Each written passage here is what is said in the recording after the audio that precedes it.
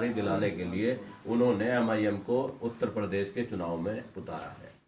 और जिस चुनाव में उतारा है उस चुनाव में यहाँ सरदना विधानसभा 44 से हमारे प्रत्याशी जीशान आलम साहब हमारे सामने मौजूद हैं, आपके सामने चेहरा है। और जीशान आलम साहब जितनी शिद्दत के साथ राजनीति में काम कर रहे हैं, मैं ये समझता हूँ MIM में आने के बाद ये और भी ज्यादा शिद्दत से काम करेंगे, क्योंकि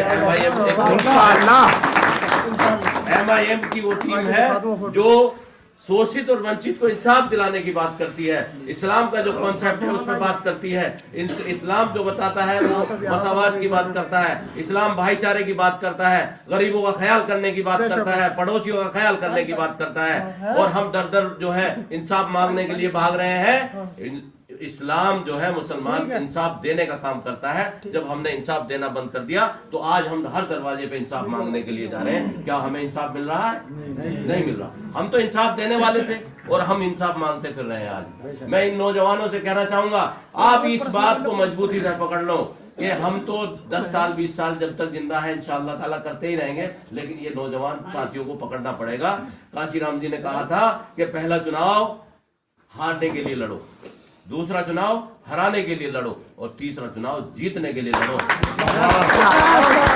और आप तो पहला चुनाव ही जीतने के लिए लड़ रहे हो, अल्हम्दुलिल्लाह पहला चुनाव जीतने के लिए लड़ रहे हो।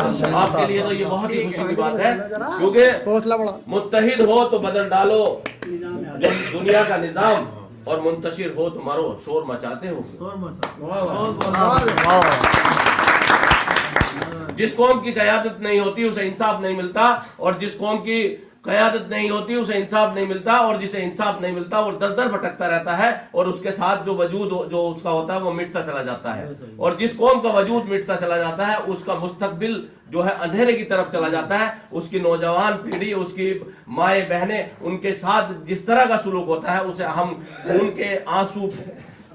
खून के आंसू घूंट पी करके रह जाते हैं। और हम ये देखते हैं हमारे साथ जब हमारे किसी भाई की लिंचिंग होती है, मॉब लिंचिंग होती है, और घर में जाकर के भारत का क्या दुनिया का कोई भी कानून, किसी भी दुनिया के किसी भी देश का ये कानून नहीं कहता कि किसी के घर में जाके ये देखो कि इसके घर में क्या बन रहा है और इसके फ्रिज में क्या रखा हुआ है, और फ्रिज में ये देख करके कि इसके यहाँ जो है मटन बन रहा है या चिकन बन रहा है या बीफ बन रहा है, और उसको मार दिया जाता है। और सरकार किसकी होती है?